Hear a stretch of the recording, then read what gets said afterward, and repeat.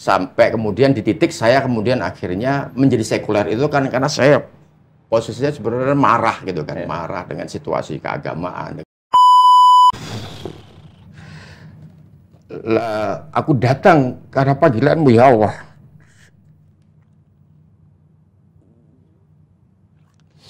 Aku datang karena panggilanmu ya Allah.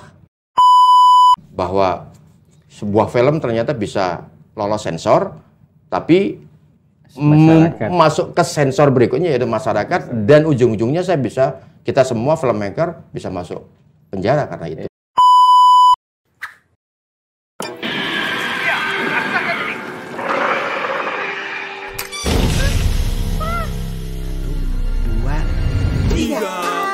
Tontonlah film sesuai umurmu.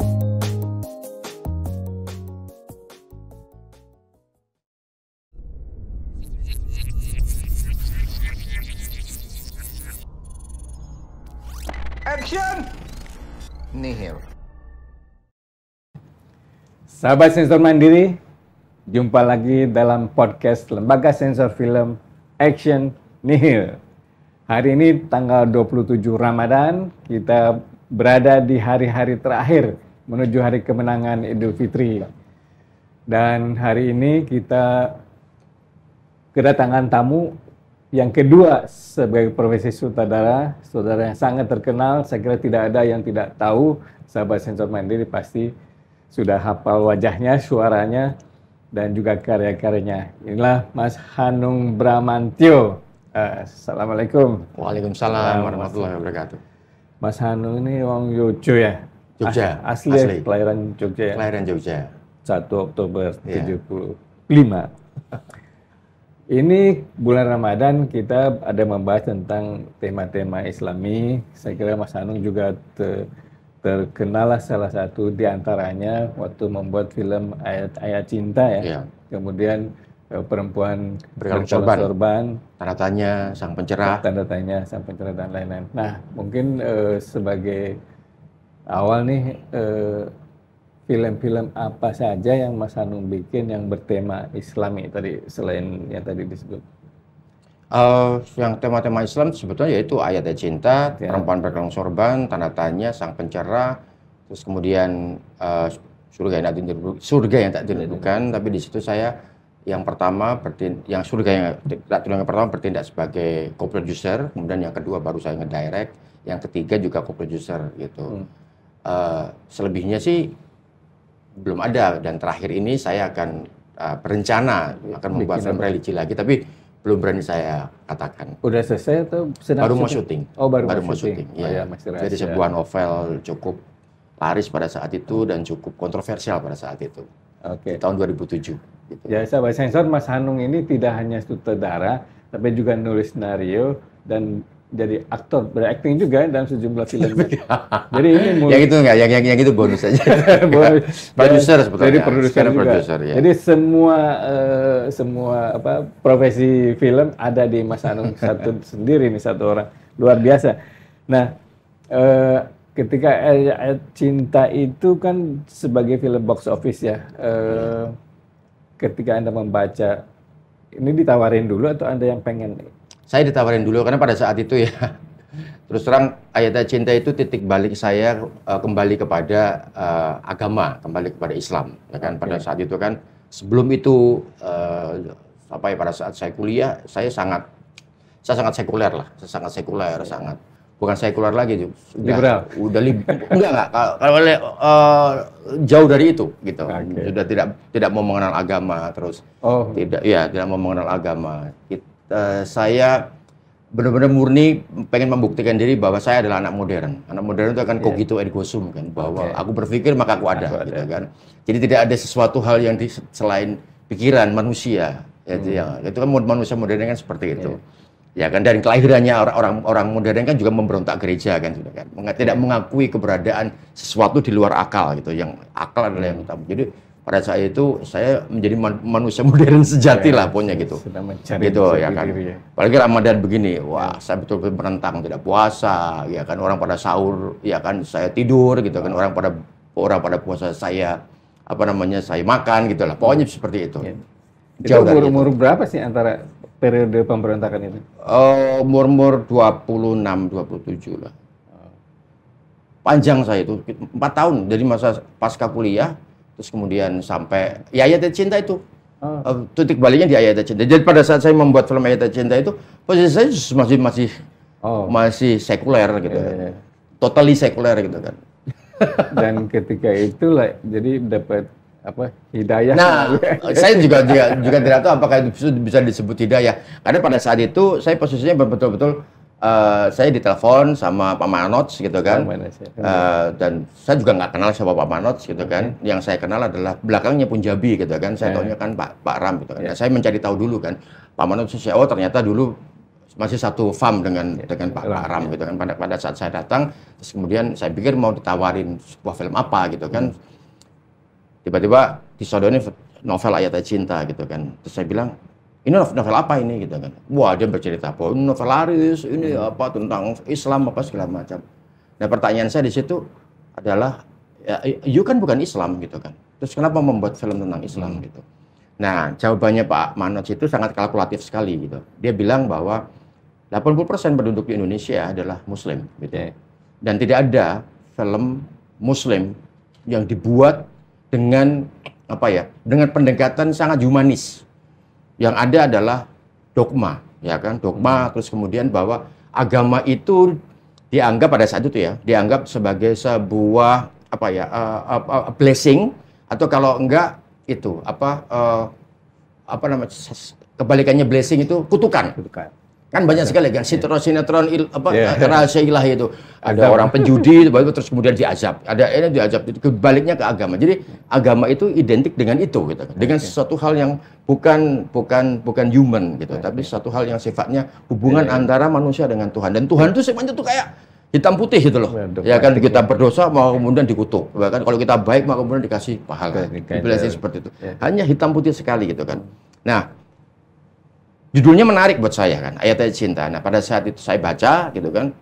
Pada saat saya baca, dia ngomongin tentang pacaran secara Islam, yang disebut ta'aruf gitu kan. Terus ngomongin tentang bagaimana hak perempuan, ya kan, hak perempuan dalam memilih dan dipilih oleh laki-laki. Terus bagaimana seorang laki-laki di situ dikatakan bagaimana seorang Islam menghormati tamu, menghormati orang asing. Buat saya ini menarik sekali gitu. Novel ini menarik sekali. Cuma memang ada hal yang di dalam novel itu yang buat saya sangat maskulin sentris gitu loh. Sangat bukan maskulin ya, patriarkal, sangat patriarkal sekali. Tokoh Fahri di situ kan digambarkan sangat bersih sekali dan diperebutkan oleh 3 perempuan cantik-cantik dari berbagai macam negara. Buat saya, come on, itu ya mungkin ini adalah bagian dari dari impian dari penulis novelnya, dari Kang Apik kan, bahwa seorang laki-laki Muslim yang taat atau segala macam itu tuh hidayahnya, blessingnya adalah dia mendapatkan yaitu perempuan-perempuan yang sempurna lah di mata Allah gitu kan. Mungkin itu ya, tapi secara realitas kan saya tidak pernah melihat itu gitu kan. Tapi ketika saya ngobrol dengan Kang Apik, memang tujuannya memang yang namanya film, novel ini dia berharap menjadi inspirasi bagaimana laki-laki harus berbuat gitu kan, berbuat sesuatu, bersikap ya kan, terutama bersikap kepada perempuan gitu kan. Nah, buat saya ini menarik dan belum ada film tentang itu. Terus kemudian saya nggak langsung bilang iya gitu kan. Waktu itu saya baca dulu, terus kemudian kebetulan bacanya saya di Jogja. Saya pulang ke rumah gitu kan. Ketika pulang ke rumah, terus kemudian nggak tahu kenapa ibu saya itu bilang ke saya gitu kan, kamu udah mau lulus kan gitu kan. Waktu itu terus terang saya belum lulus sebetulnya. Udah di-KJ tapi kan? Udah di-KJ. Udah di-KJ. Atau lupa ya, atau sudah lulus sudah. Oh enggak, saya ingat pada saat itu pokoknya ibu saya bilang ke saya bahwa suatu saat kalau kamu sudah jadi sutradara gitu kan. Oh sorry, jadi pada saat saya masuk kuliah, ya kan, itu ibu saya pernah berpesan. Nah, pesan ini diingatkan kembali pada saat saya pulang ke situ, gitu kan. Nah, kemudian, kamu masih ingat nggak ibu pernah ngomong apa sama kamu pada saat kamu masuk IKJ pertama kali, gitu kan. Bahwa ketika kamu kelak menjadi sutradara, ibu pengen kamu membuat film untuk agama kamu, gitu. Oh, gitu? Itu.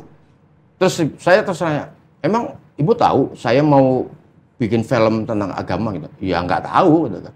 Jadi kayak nyambung gitu kan. Padahal itu novel saya baca juga saya nggak tunjukin ibu saya, ini loh Bu saya mau enggak gitu juga. Terus saya cuma bilang, oh ya Bu ya, siap. Cuma bilang gitu kan sama ibu. Ya kan, akhirnya terus kemudian setelah itu, wah mungkin ini kali ya, ini pesan dari ibu ya kan. Ya udahlah, saya bikin lah gitu. Nah,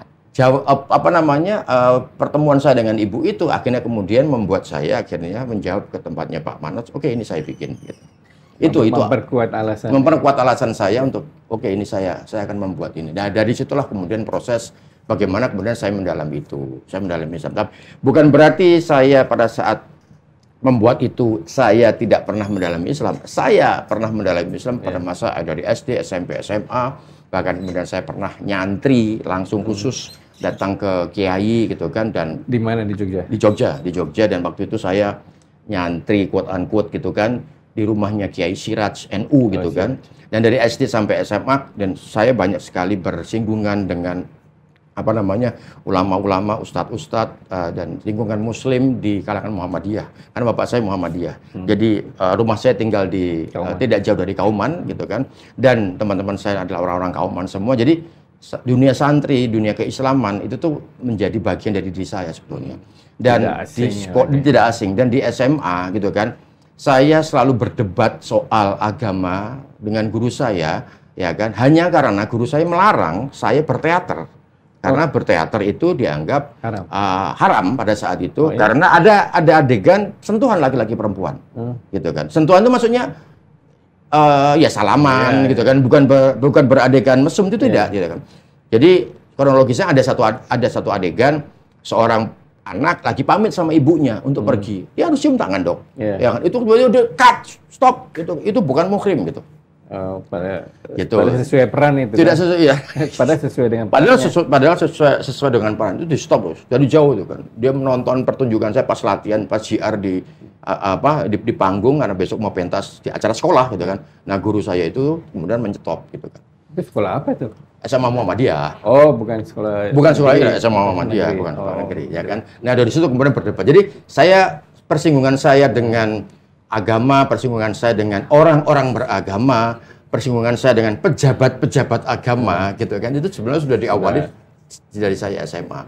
Nah, sampai kemudian di titik saya kemudian akhirnya menjadi sekuler itu kan karena saya posisinya sebenarnya marah gitu kan, marah dengan situasi keagamaan, terus marah dengan Tuhan gitu kan pada saat itu, ya namanya juga masih ya, muda wajar gitu lah, kan. masa umur 27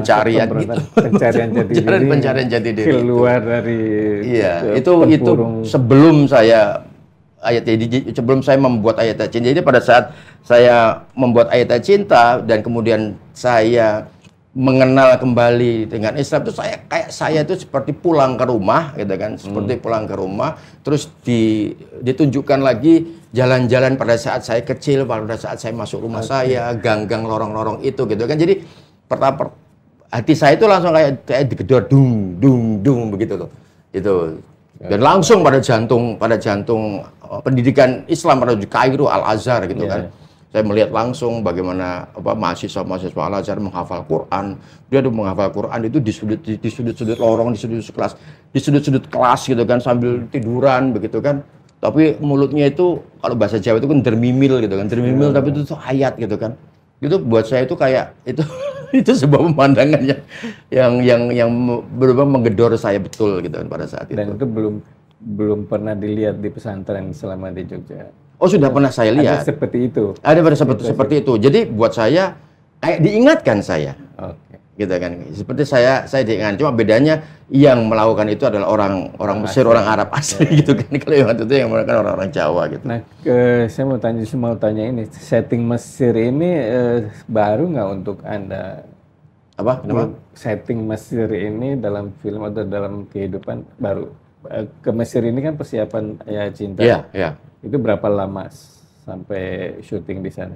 Jadi itu prosesnya lama sekali.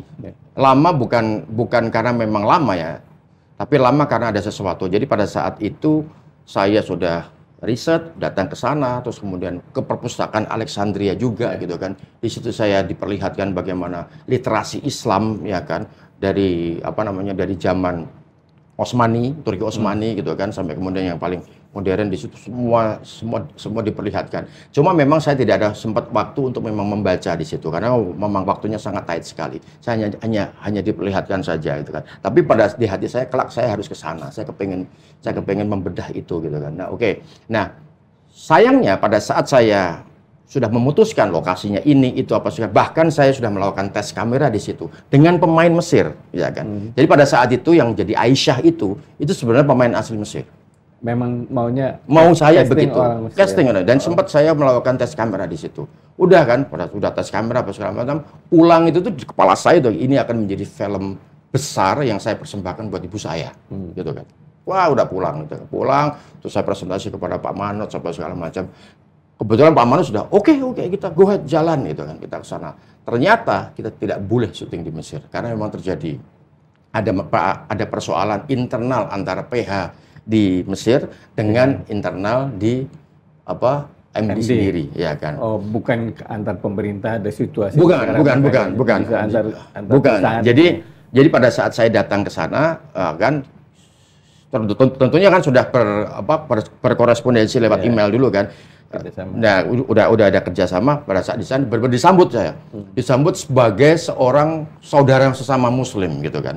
Sama Muslim, selamat datang ya kan di Mesir, silakan. Dan dijamu kita, dijamu. Tapi sebelum saya melakukan pekerjaan saya udah bilang, saya udah nanya sama LP saya, line producer saya, ini kita udah kontrak belum? Apa segala macam? Belum kontrak. Terus ini semua perjamuan ini siapa yang akan bayar gitu kan?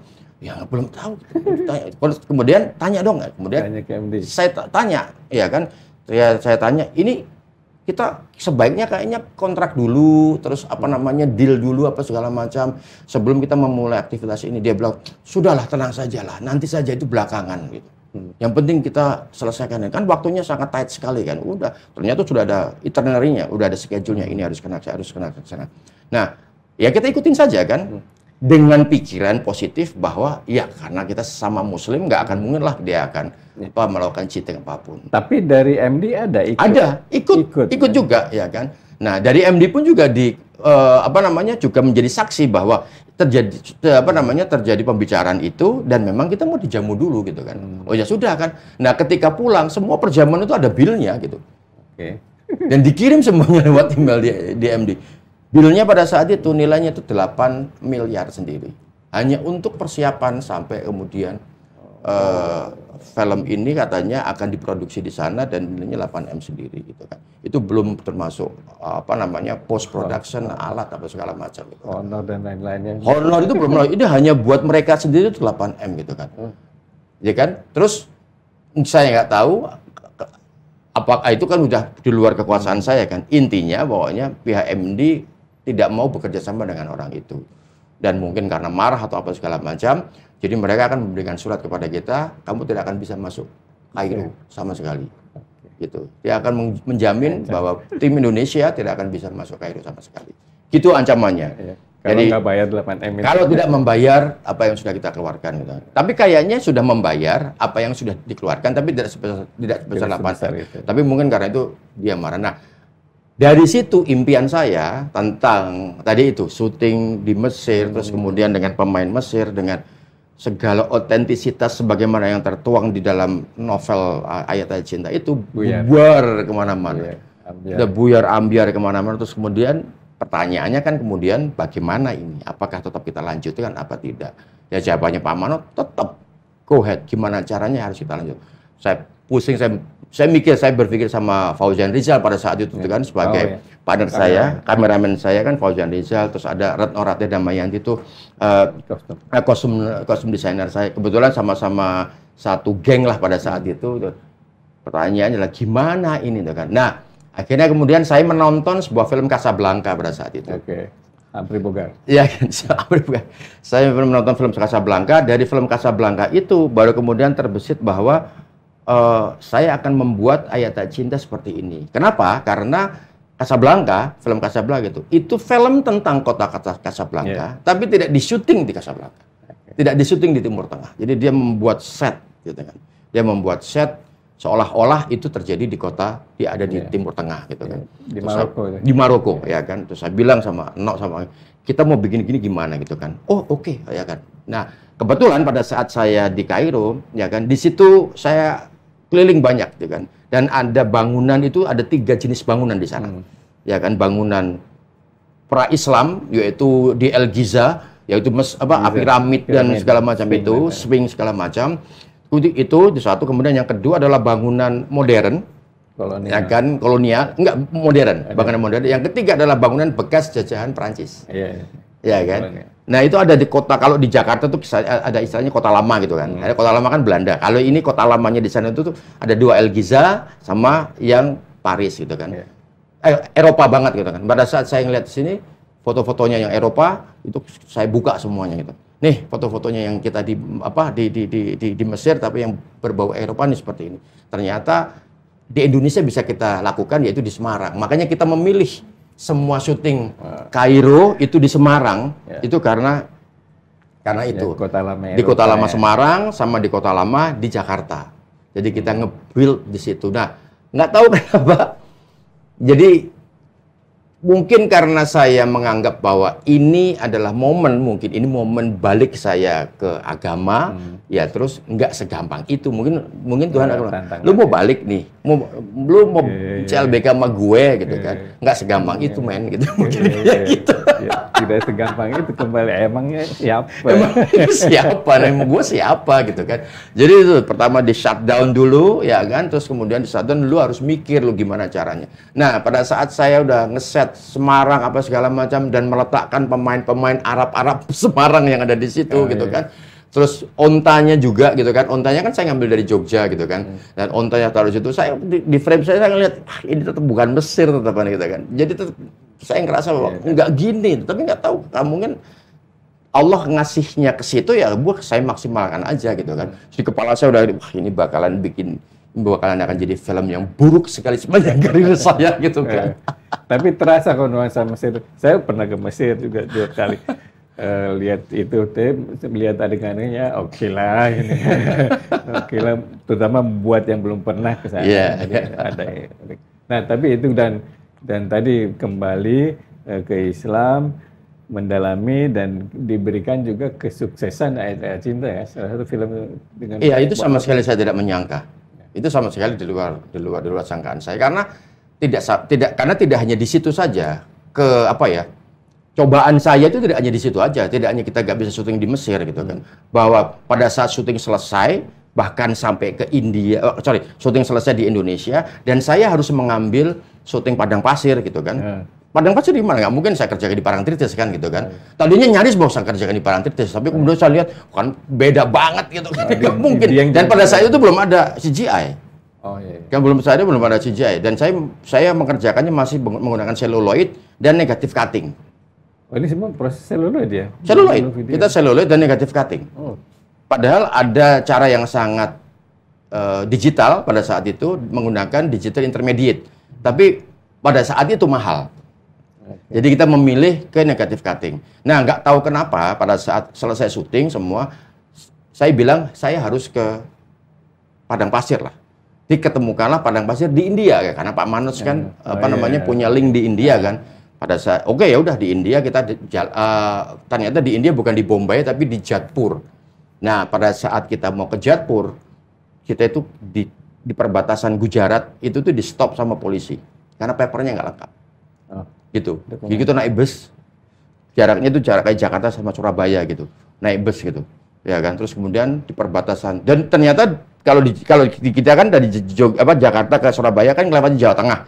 Jawa Tengah kan masih Indonesia kan. Nah itu Jawa Tengah itu ibaratnya Gujarat gitu loh. Jadi saya masuk negara lain, negara bagian sendiri. Saya masuk di situ, saya pikir udah aman kan, paper saya nggak lengkap. Jadi supirnya itu nggak lengkap paper kita. Semua diturunin. Ya kan, masuk ke sebuah barak gitu kan, dan itu ada senapan semua di situ. Itu ada Rianti, ada Pedi Nuril, juga kita mau diapain? Kan mereka ngomong pakai bahasa India kan, wah ngomong pula apa segala macam kita nggak tahu. Dan kiri kanan saya itu tuh benar-benar padang ilalang, benar-benar kayak di Pantura itu kan nggak ada siapa-siapa. Dan kita cuma 10 orang ada di situ. Udah, saya nggak tahu. Di situ baru kemudian saya ngerasa bahwa ini saya mau mati nih kayak di sini. Udahlah, udah terakhir. Kita mati juga nggak ada yang orang yang tahu. Pada saat itu kan Hanung Bramantyo juga nggak ada yang orang yang kenal. Fedi Nuril juga siapa yang kenal. Rianti Kartot siapa yang kenal? Nggak ada yang kenal semuanya. Belum ada semua. Waktu itu masih paling Fedi Nuril doang yang pernah main film Garasi doang. Ya kan, tapi pada saat itu nggak ada yang kita nggak ada gini, kita mati aja kita nggak akan menjadi tapi apapun. Dari MD ada dong. Nggak ada. Jadi kalian semua sutradara? Tidak ada dari MD. Jadi MD itu sudah berkoordinasi dengan lokal produser yang ada di India, dan lokal produser itu hanya memberikan bus kepada tim kita. Tidak mendampingi. Tidak mendampingi. Dia sudah menunggu di Jodhpur. Dan dia menggunakan pesawat. Kita doang yang menggunakan bus. Ini gitu. Berapa lama di situ? Kita terjebak di situ kira-kira 1,5 jam. Oh, nggak berhari-hari? Enggak berhari-hari, 1,5 jam. Kebetulan 1,5 jam. Tapi kan pikiran kita nggak ada yang tahu, nggak ada yang menjamin. Nah, pada saat itu saya secara refleks zikir gitu. Itu baru pertama kali lagi setelah sekian lama. 10 tahun. Saya baru mengucap di situ gitu loh. Saya baru mengucap zikir di situ. Dan di situ pada saat saya zikir bukan kemudian saya memasrahkan semuanya ke Tuhan, tuh enggak, tapi saya kan oke, Tuhan, ini lu ngasih gua kayak gini, oke, gua terima gitu loh. Ada perasaan gitu. Jadi masih tetap lagu gitu loh. Nggak mau kalah gitu kan di situ. Udah akhirnya lepas 1,5 jam kita lepas. Nah, persoalan pertanyaannya bisa lepas, bisa syuting, bisa balik nggak kan itu? Lewat jalur yang sama ya? Lewat jalur yang sama. Bodo amat lah, pokoknya kita syuting dulu, kita selesaiin syutingnya dulu. Tapi pada saat di situ, saya langsung ngamuk di situ pokoknya. Saya ngamuk, pokoknya gimana caranya kalau kita semuanya pulang nggak pakai pesawat, gua akan ngamuk, gua akan viralin lah istilahnya seperti itu kan. Pada saat itu belum ada itu sosial media apa segala macam gitu. Alhamdulillah pada saat itu pulang kita semua naik pesawat. Jadi kita tidak ada naik bus. Tapi di situ sampai di situ belum selesai.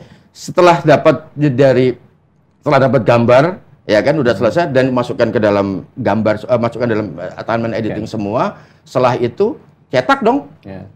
Setelah dicetak, setelah masuk lab, orang labnya bilang ke saya, semua yang kamu edit itu frame-nya berbeda dengan syarat negative cutting. Jadi kalau negative cutting itu syutingnya harus dengan 25 frame per second. Bukan 24? Bukan. 25? 25. Menurut kita, ya kan, 24. Saya nanya sama Paul, kita 24 atau 25? Ya kalau negative cutting kan 24. Gitu kan. Enggak, itu harus 25. Kenapa 25? Karena pada saat kita syuting harus di DI dulu untuk diedit, ya kan, harus di digital dulu untuk bisa diedit. Hasil editingnya itu nanti dipakai buat patokan negative cutting. Nah, patokan itu ternyata di 25 frame. Saya juga nggak tahu. Mungkin itu labnya India menggunakan sistem seperti itu. Terus gimana kita menggunakan? Udah terlanjur menggunakan 24 frame per second. Ya kita akan edit manual. Jadi motongnya berdasarkan video. Jadi dia nonton videonya, cuttingnya di sini, terus dia match ini, gitu. Jadi setiap shot itu lebih 3 frame, 5 frame, bahkan ada lebih 10 frame. Jadi apa yang sudah kita fine cut sama Sasta Sunudi sebagai editor saya pada saat itu tuh diedit ulang sama orang itu tanpa sengaja. Jadi itu sebetulnya bukan kita yang edit. Itu yang edit udah ilahi aja. Udah buat saya yang edit udah Tuhan gitu. Udah Allah ya. Yang edit karena apa? Ya kan kita sudah menentukan cut-nya di sini nih, perasaannya di sini, cut di sini gitu. Kan lebih 5 frame, lebih 10 frame. Tapi teknisinya dia orang mana? Orang sana semua. India semua. Nah, habis selesai ini semuanya, baru kemudian ditunjukkan kepada kita kayak gini nggak cut-nya gitu kan. Kalau kurang, kalau kelebihan, ya akan masuk lab lagi. Dan itu cut itu jaraknya itu 1 bulan 2 bulan untuk bisa ngelakuin itu. Jadi saya di India, saya lupa kotanya, itu selama 1 bulan. Udah, saya nggak boleh pulang, saya ada di situ. Tapi kru lain udah pulang. Udah pulang semua, ya kan. Jadi di situ saya kayak, apalagi sih ini apalagi sih kenapa gua gitu. Tapi sampai itu selesai, udah kita dianggap crap kan, selesai, terus tes di lab kan. Setelah dites di lab, semua gambarnya scratch, dari menit pertama sampai menit terakhir gambarnya scratch. Running time berapa itu? Berapa jam? 2 jam kan? Ya. Dari menit pertama itu scratch. Kita langsung udah. Terus caranya membuat tidak scratch gimana? India give up. Ini yang bisa dilakukan hanya di Hollywood. Gila nggak? Jadi saya harus ke Hollywood untuk ngelakuin itu. Terus kemudian kita nggak tahu kenapa dari MD-nya juga nggak mau diam saja kan. Dia pasti akan cari cara apa caranya. Dapatlah solusi ada di Bangkok. Dan di Bangkok pun ketika ditanya seperti itu jawabannya dia hanya kita coba ya. Setelah kita kirim semua ke sana, dapat kabar baik, alhamdulillah udah bisa ditonton dan ternyata scratch-nya hilang. Tapi nggak bisa hilang 100%. Ada bintik-bintik sedikit. Itu diapain dari proses dicuci, semacam dicuci? Di prosesnya saya nggak tahu frame by frame, benar-benar frame by frame. Jadi itu jaraknya 2 bulan lagi untuk ngelakuin. Jadi kita tuh udah memundurkan tanggal tayang 3 kali gara-gara itu semuanya. Gitu. Tapi cerita ini semua kok saya nggak pernah dengar ya? Saya udah tulis kok waktu itu, saya tulisnya di Friendster.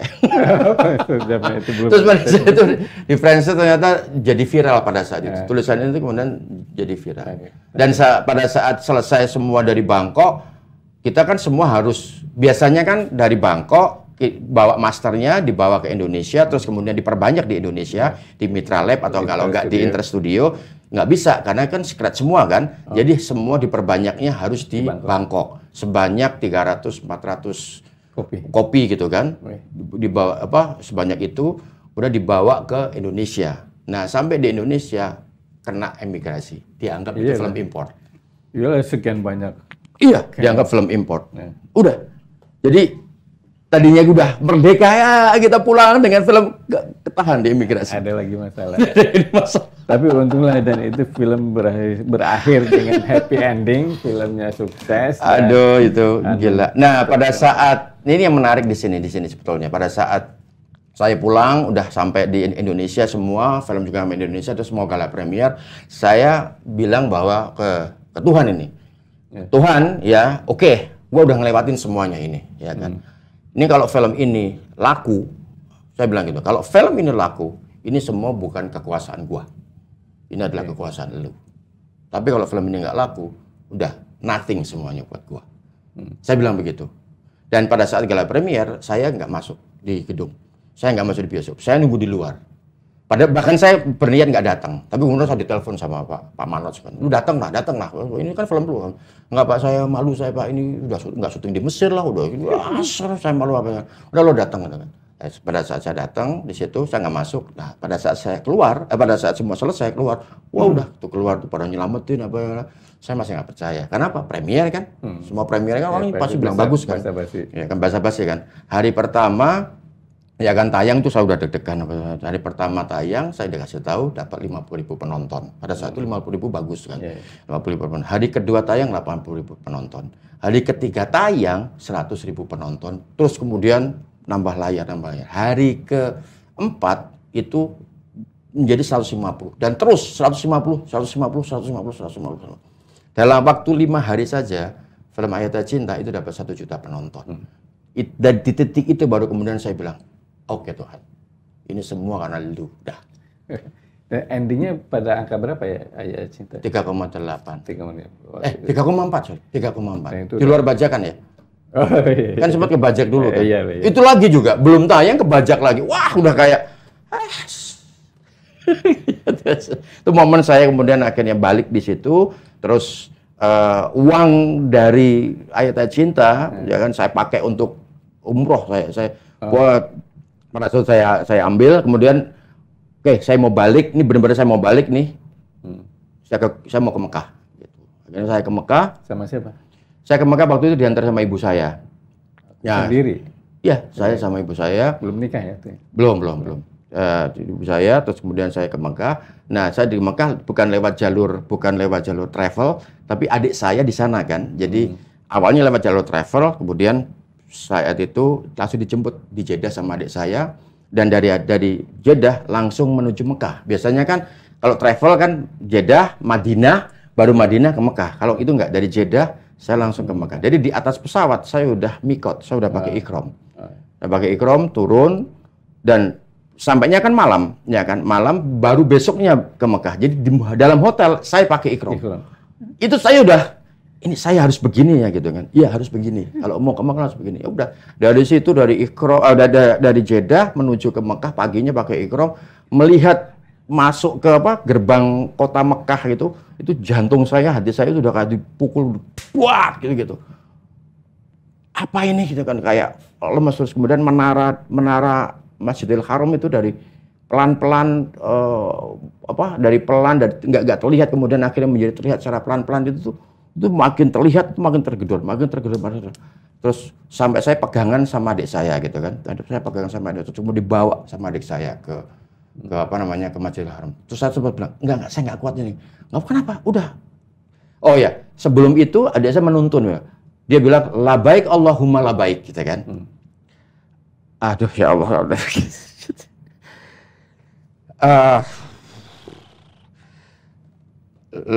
Aku datang karena panggilanmu, ya Allah.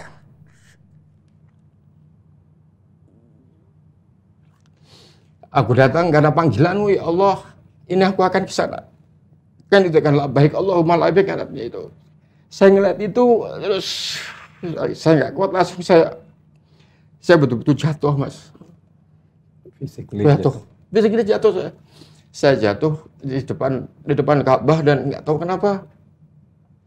Ya,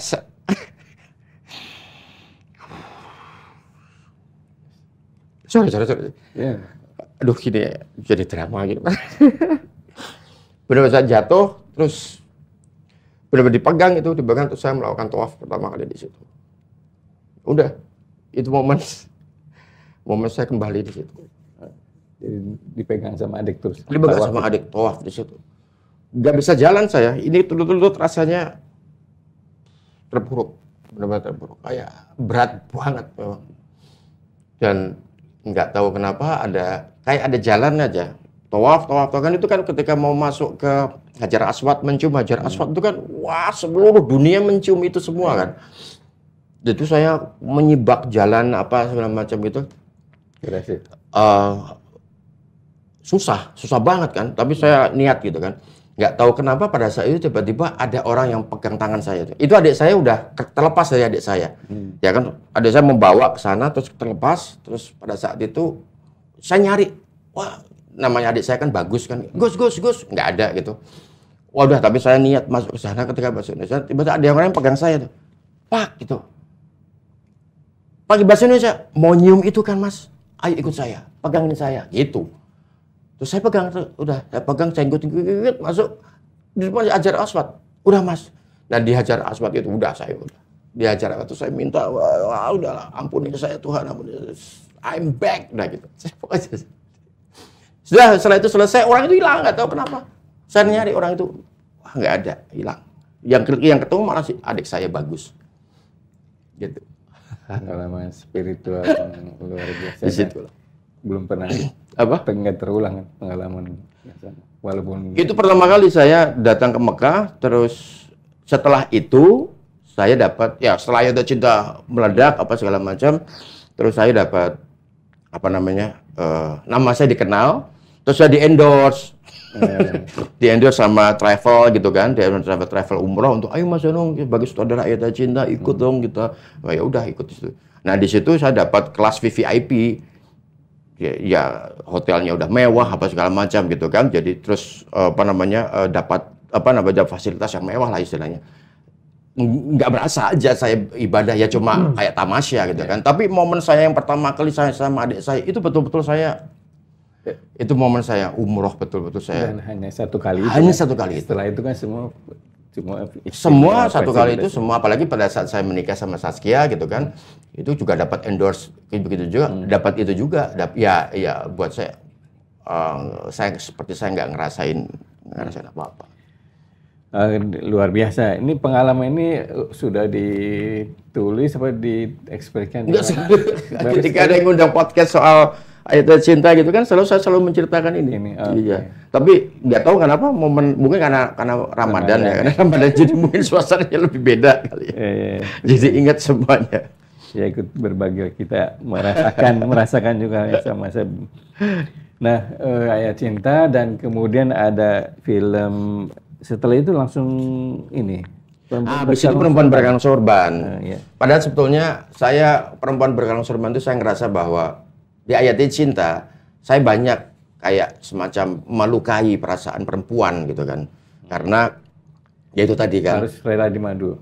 Harus rela dimadu, terus kemudian banyak sekali orang-orang yang penonton pada saat itu kan ngelihat terutama perempuan-perempuan gitu kan.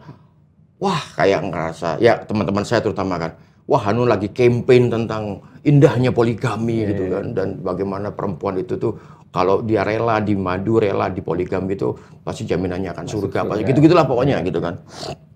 Itu buat saya ngerasa enggak gitu juga gitu loh. Akhirnya kemudian ada novel berjudul Perempuan Berkalung Sorban kayak Abidah El-Khaliki, ketika saya baca ini tentang Kartini sebetulnya, tapi di pesantren gitu kan. Saya ngerasa wah ini kayaknya ini momen saya untuk menjawab apa namanya kegelisahan para perempuan-perempuan itu, bahkan ibu saya gitu kan. Pada saat ibu saya nonton film Ayat Cinta, pesan ibu saya adalah bagus tapi gitu kan. Tapi ini terlalu laki-laki banget gitu kan. Ibu saya kan selalu begitu kan. Ya ganteng sih, tapi ya ibu juga nggak mau lah kalau digituin gitulah, itu seperti itulah. Nah pada saat itu kemudian saya membuat film Perempuan Berkalung Sorban. Saya ngerasa bahwa ini saatnya saya menunjukkan sisi feminisme di dalam Islam, karena Islam itu kan sebenarnya sangat feminis gitu kan. Kalau ada orang yang bilang bahwa terutama para feminis mengatakan bahwa Islam itu adalah agama yang tidak feminis, ya, tidak melindungi hak perempuan, bahkan mendiskreditkan perempuan, apa buat saya itu salah total gitu kan.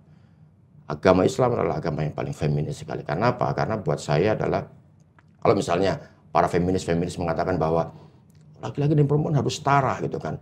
Islam tidak pernah menyetarakan perempuan dan laki-laki. Kenapa? Karena hadis Rasulullah mengatakan ketika ditanya siapa orang dari orang tua saya yang harus saya hormati, jawabannya Rasul adalah ibu. Yang kedua siapa Rasul? Ibu. Yang ketiga siapa Rasul? Ibu. Yang keempat baru bapak. Jadi perempuan itu 3 step di atas laki-laki. Kok dimintakan untuk setara, ya kan? Kenapa gitu kan? Jadi Islam itu sudah mengunggulkan perempuan 3 step dibandingkan laki-laki, di bawah di atasnya laki-laki. Kenapa 3 step? Karena perempuan memiliki 3 hal.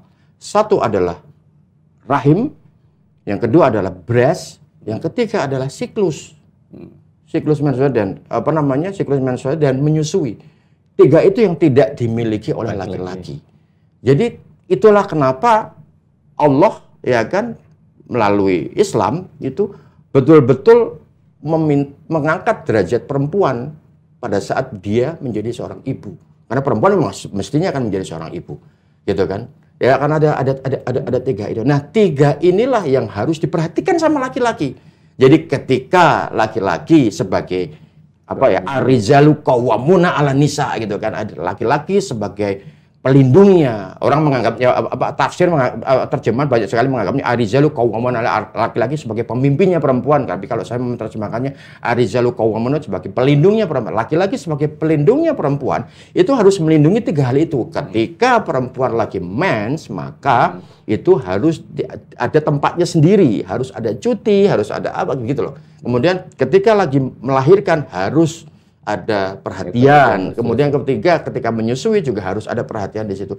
Jadi sebagai laki-laki, kalian harus melindungi itu. Jadi buat saya itu alasannya kenapa saya membuat film Perempuan Berkalung Sorban, karena saya ingin menunjukkan sisi feminis sebagai feminisme dalam Islam itu. Dan itu termaktub dalam Khadijah. Bagaimana Siti Khadijah sebagai perempuan kaya pada saat itu kan, dia bukan rela ya, dia melamar Rasulullah, melamar laki-laki. Jadi bukan Rasul yang melamar perempuan, tapi si perempuan yang melamar laki-laki. Karena melihat kesolehannya itu. Makanya ketika Kang Abi bilang tentang Fahri, nah, sosok Fahri ini adalah dicintai oleh perempuan-perempuan cantik, maka kemudian ini mungkin manifestasi atau bayangan dari Rasulullah itu sendiri. Jadi bagaimana seorang Rasul dengan hal yang baik gitu kan, dia mendapatkan seorang wanita mulia kaya raya sekali. Pada saat itu kalau dibayangkan Siti Khadijah itu kan kalau di Indonesia mungkin ya, itu kayanya itu dia orang paling kaya sesuku Jawa misalnya. Karena orang paling kaya di Quraisy perempuan adalah Siti Khadijah. Gitu. Jadi itu akhirnya kemudian saya membuat film Perempuan Pegang Sorban. Saya kepengen menunjukkan itu sebetulnya sisi feminisme di dalam Islam. Tapi ternyata impact-nya saya malah dianggap kafir. Oh my God, saya bingung saya. Saya dianggap kafir, malah dianggap melecehkan Islam. Hah?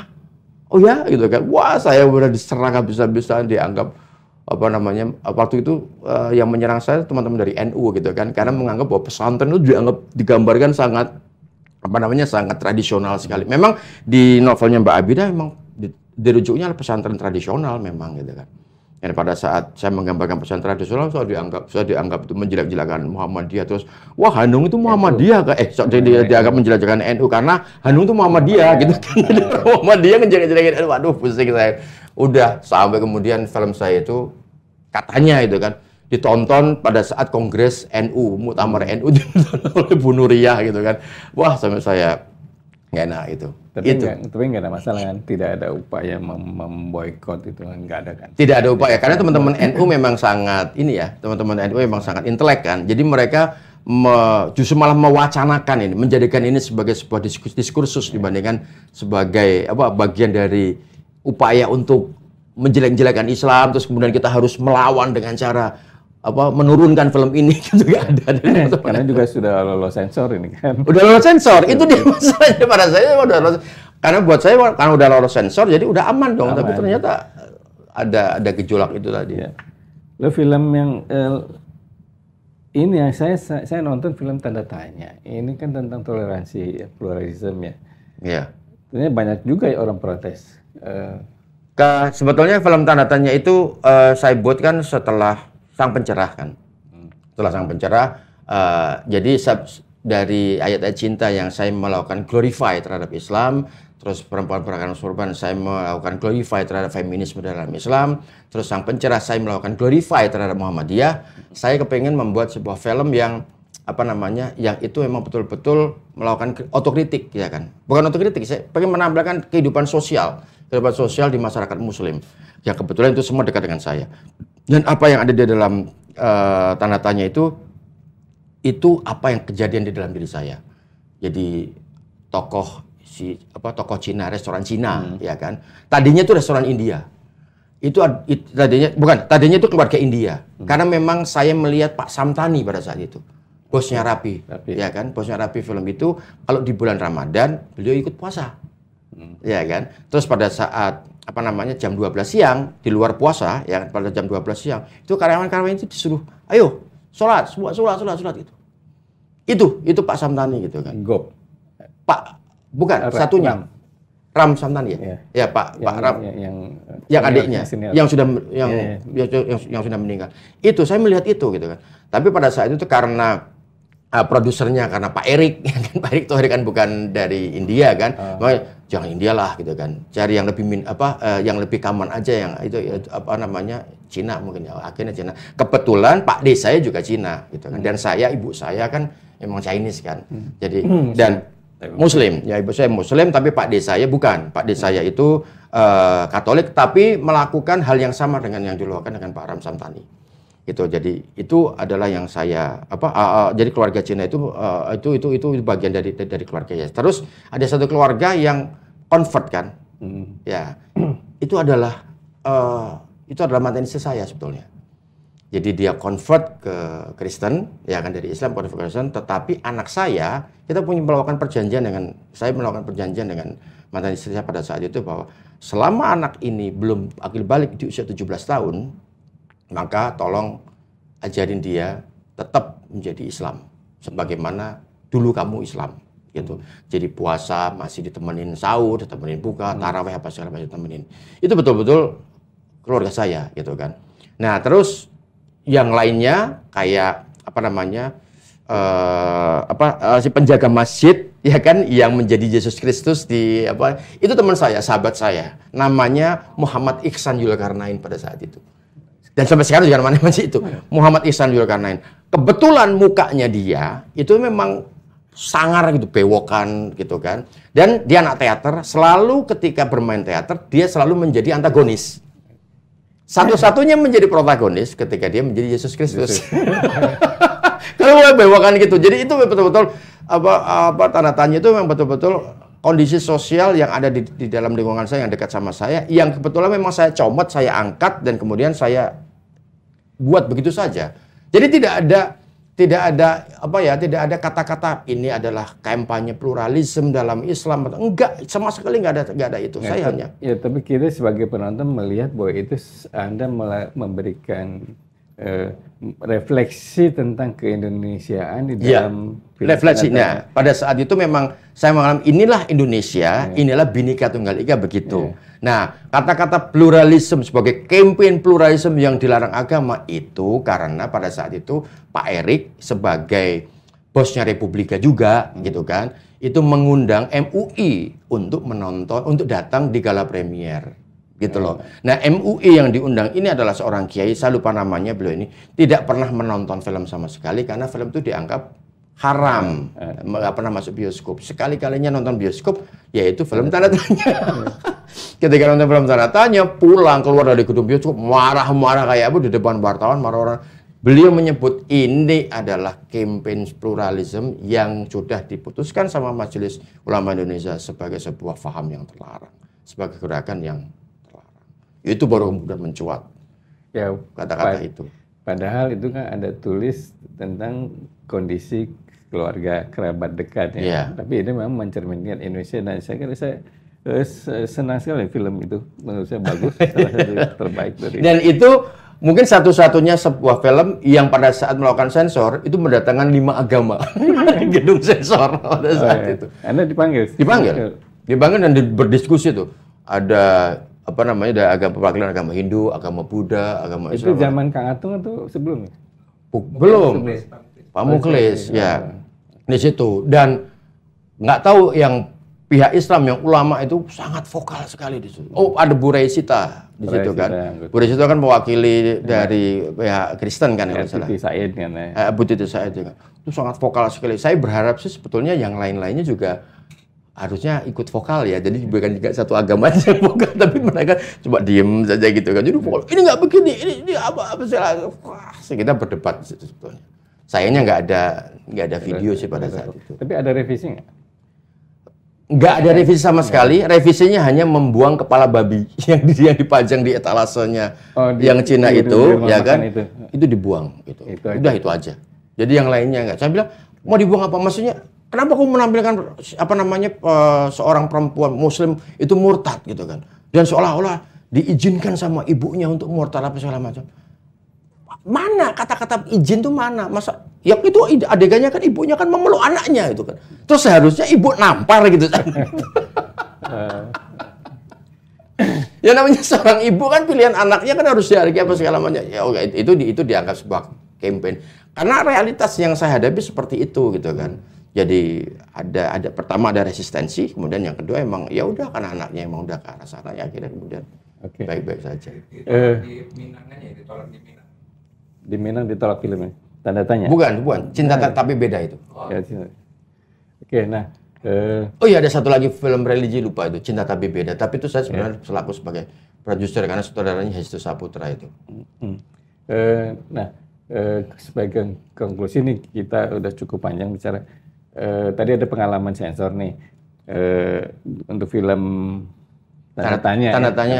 Pengalaman berhubungan dengan sensor pada waktu itu kan seperti itu. Ya. Nah, melihat kondisi itu dan pengalaman sekarang, menurut Mas Hanung, lembaga sensor sekarang kan tidak lagi memotong, tapi melakukan dialog dan hanya klasifikasi. Nah, apa yang dirasakan?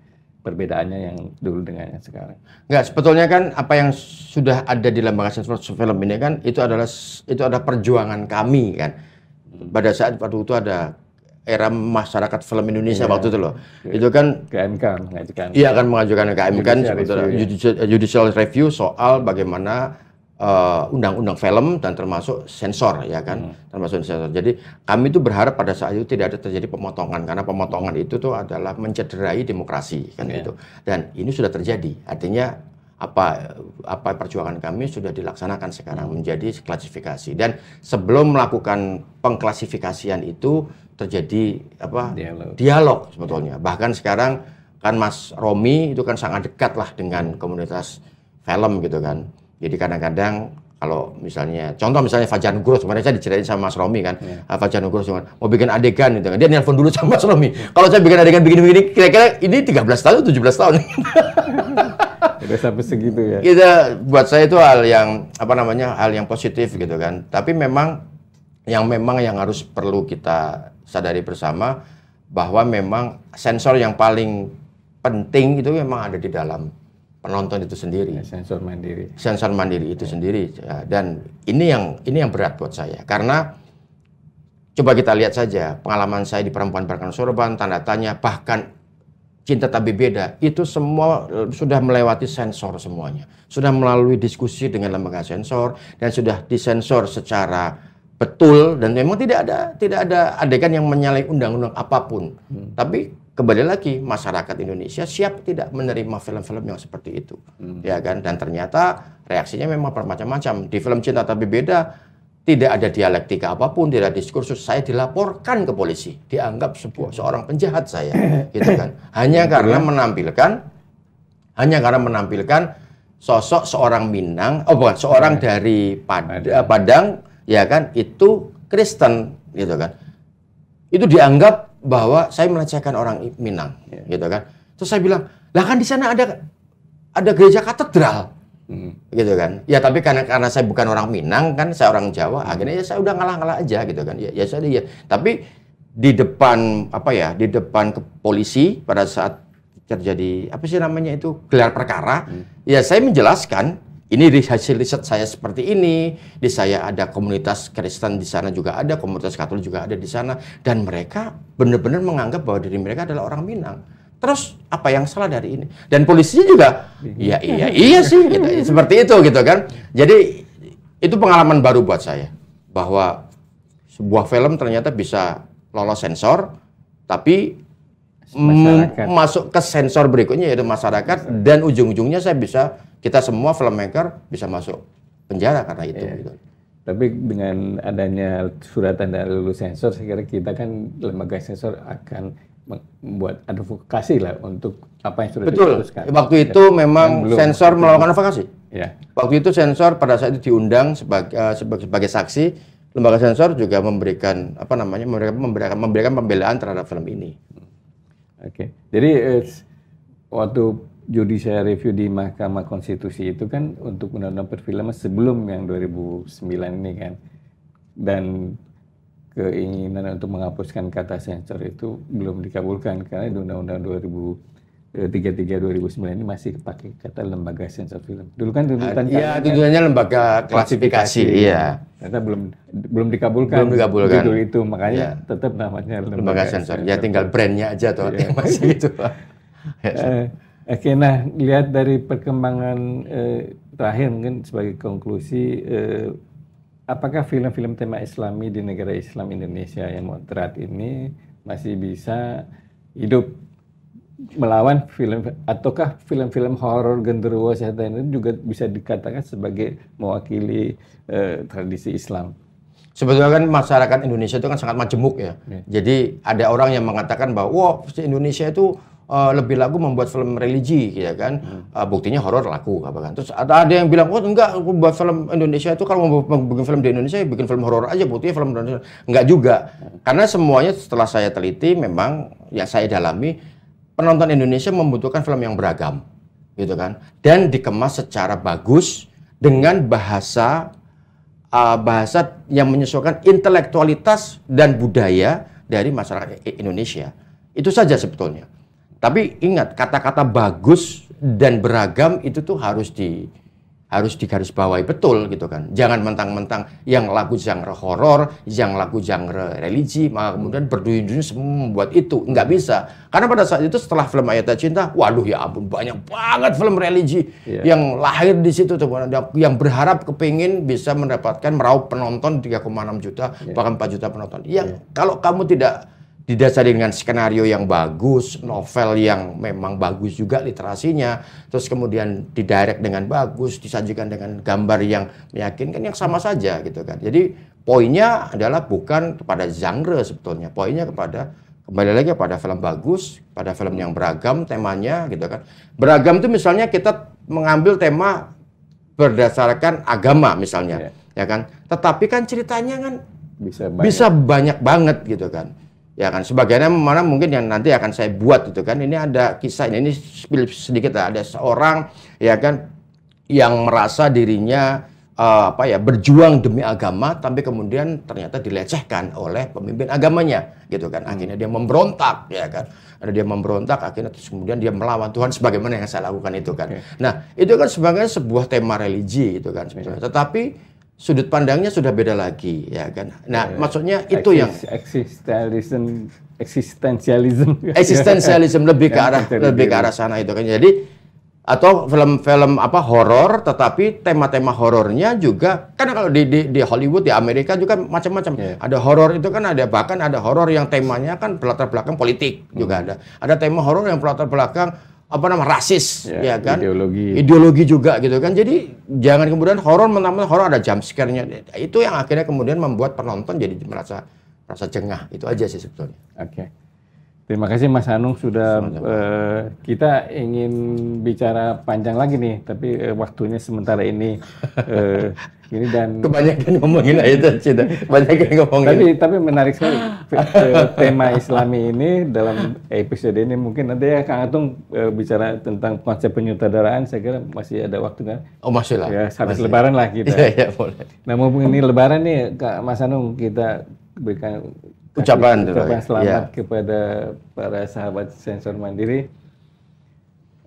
Sahabat Sensor Mandiri di mana? Oke. Oke, sahabat Sensor Mandiri, podcast Lembaga Sensor Film Action Nihil mengucapkan selamat Hari Raya Idul Fitri. Taqabbalallahu minna wa minkum minal aizin wal faizin. Mohon maaf lahir dan batin. Sampai ketemu lagi. Jangan lupa subscribe, komentar, dan view. Sebarkan kepada teman-teman yang lain. Terima kasih. Salam Action Nihil.